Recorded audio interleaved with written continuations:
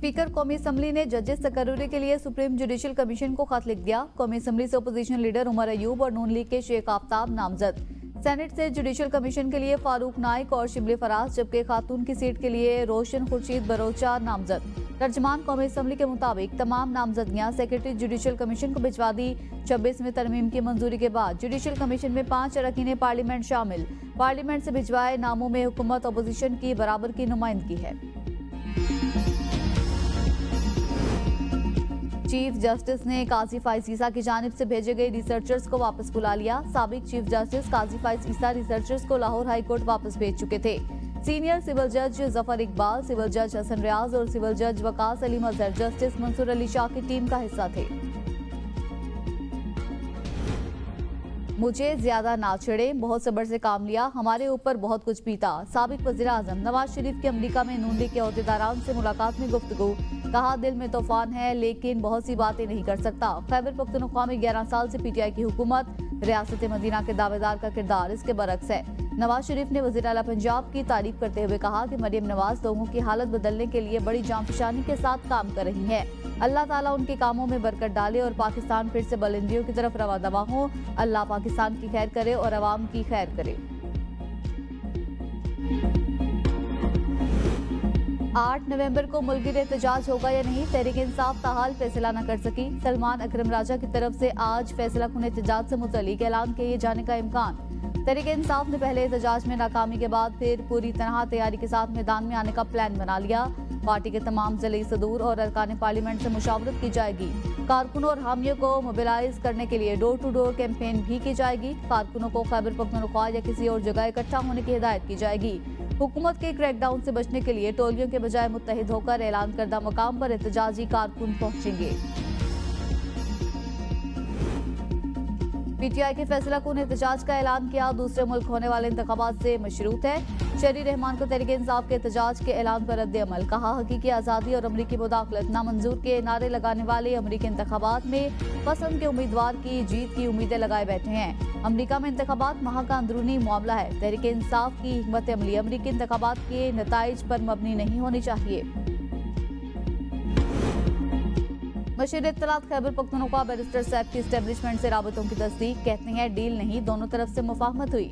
Establishment समेत तमाम फरीकों से अंडरस्टैंडिंग चाहते हैं। केसेस बनाने वालों को कुछ समझ नहीं आया, इसीलिए बुशरा बीबी की रिहाई के बाद केस नहीं बनाए। बानी पीटीआई को जेल से निकालकर नॉर्मल सियासी जिंदगी में लाया जाए, ये उनका जमहूरी, आईनी और इंसानी हक है। ये कोई ऐसा मुतालिबा नहीं जिससे किसी को खदशा या खतरा लाहक हो। मुल्क को, जमहूरियत को लाह पर लाने वालों से हमारा राबिता है। डील और एनआरओ का नया नाम है मुफाहमत, और वो बैरिस्टर सैफ मुझे नहीं पता किस तरफ से खेलते हैं, लेकिन चले अच्छे मासूम आदमी हैं, सच बोल देते हैं। तो उन्होंने कल बता दिया कि डील के नाम पे मुफाहमत हुई है। डील और एनआरओ का नया नाम मुफाहमत। बैरिस्टर सैफ ने कल बता दिया डील के नाम पर मुफाहमत हुई। वज़ीर इत्तलात पंजाब अस्मा बुखारी की प्रेस कॉन्फ्रेंस। कहा मुल्जिमान को प्रमोशन, छुट्टी और इनाम दिया गया। इस इक़दाम से पीटीआई की सोच और मकसद का अंदाजा लगाया जा सकता है। पीटीआई वाले इस वक्त ट्रंप के जीतने का इंतजार कर रहे हैं। अब नया स्टिकर बना ले, हम ही गुलाम हैं। ट्रंप की जीत से पाकिस्तान की सियासत का क्या लेना देना। इस जमात का मकसद ही मुल्क में फितना फिसाद पैदा करना है। इनको अपने सूबे के मसाइल से कोई दिलचस्पी नहीं। पीटीआई वाले हर वक्त लाशों की तलाश में रहते हैं। 9 मई के वाकयात में मुलव्वस अफराद का फौजी ट्रायल होना चाहिए।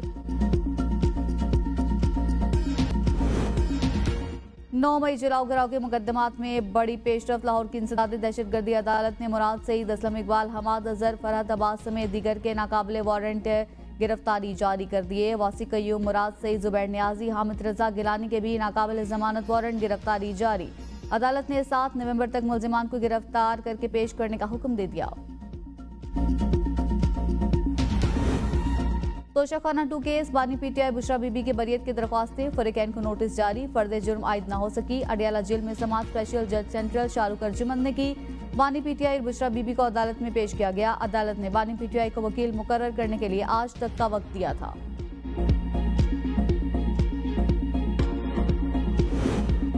अदाकारा नरगिस पर तशद्दुद के इल्जाम में शौहर के खिलाफ मुकदमा दर्ज। तशद्दुद और गन पॉइंट पर जान से मारने की दफात शामिल। मुकदमा दर्ज होने के बावजूद अदाकारा नरगिस का शौहर गिरफ्तार न हो सका। अदाकारा के मुताबिक शौहर जायदाद अपने नाम करवाना चाहता था। इनकार पर कत्ल की धमकियां भी दी। लाहौर हाईकोर्ट बार ने 26वें आईनी तरमीम के खिलाफ दरख्वास्त दायर कर दी। हामिद खान के जरिए दायर दरख्वास्त में सुप्रीम कोर्ट से आईनी तरमीम के तनाजुर में किए इकदाम गैर कानूनी करार देने की इस्तदा। कहा दरख्वास्त के जेर समाअत होने तक 26वें आईनी तरमीम के तहत इकदाम से रोका जाए।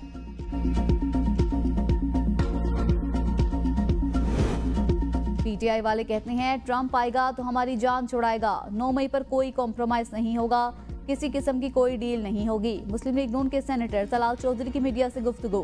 कहा पीटीआई एहतजाज के लिए सरकारी मुलाजमीन को लाई। एहतजाज करने वाले सरकारी मुलाजमीन का वजीर आला हाउस पेशावर में इस्तकबाल किया गया। वजीर आला अली अमीन गंडापुर जलसों में वर्कर्स को छोड़कर खुद भाग जाते हैं। वानी पीटीआई की बहनें कहती हैं हमारी चलेगी, बुशरा बीबी कहती हैं मेरी चलेगी। खैबर पख्तूनख्वा के लोग दहशतगर्दी का शिकार, इलाज के लिए पंजाब और इस्लामाबाद के अस्पतालों में आने पर मजबूर। खैबर पख्तूनख्वा हुकूमत अवाम के मसाइल हल करने में संजीदा नहीं। JUI की मरकजी मजलिस शुरा का अहम इजलास आज इस्लामाबाद में होगा। मौलाना फजलुर रहमान की सदारत में इजलास में 26वीं आईनी तरमीम के मुहर्रिकात, असरात और पस मंजर पर तफसीली तबादला ख्याल होगा। इजलास में मसला फ़लस्तीन की ताज़ा सूरत हाल, मौजूदा मुल्की और बैनुल अक़वामी सियासी सूरत हाल पर गौर होगा। वज़ीर आला पंजाब से इटली के सफीर की मुलाकात, लाहौरियों की जिंदा दिली और मेजबानी की तारीफ। चकवाल में जैतून की काश्त मजीद बढ़ाने की पेशकश। पंजाब में लाइव स्टॉक और डेयरी प्रोजेक्ट में इटालियन इन्वेस्टमेंट पर इत्तफाक। अतालवी सफीर ने पंजाब में अवामी फलाही प्रोजेक्ट्स को मुतासिर कुन करार दे दिया। मरीम नवाज के अतालवी सरमायाकारों को पंजाब में हर मुमकिन सहूलत फराहम करने की यकीन दहानी। कहा बाहमी रब्त को सूदमंद मुआशी ताल्लुकात में तब्दील किया जाए। अतालवी सफीर ने मनफी इमेज के झूठे प्रोपेगेंडे के बरक्स पाकिस्तान शानदार मुल्क करार देते हुए कहा बाहमी तिजारत बढ़ाने के लिए ट्रेड कमीशन ने काम का आगाज किया। वर्क वीजा में आसानी लाने के लिए इकदाम कर रहे हैं।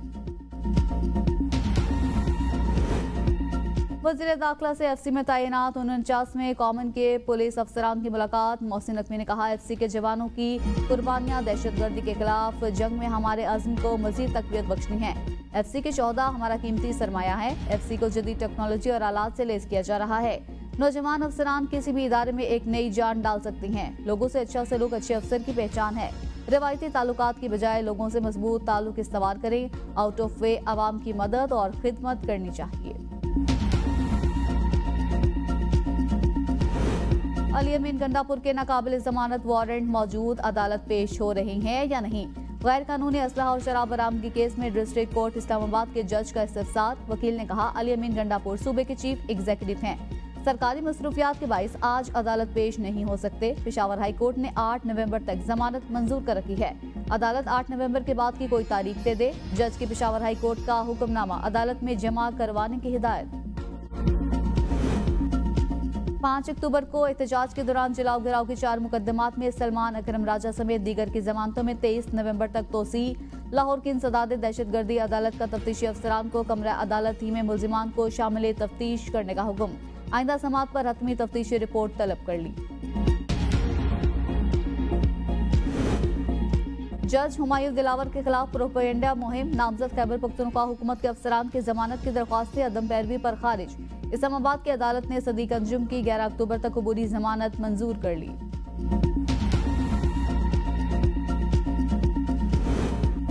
टैक्स अहदाफ पूरा करने में FBR की नाकामी। IMF का शॉर्टफॉल पूरा करने के लिए मिनी बजट का मुतालबा।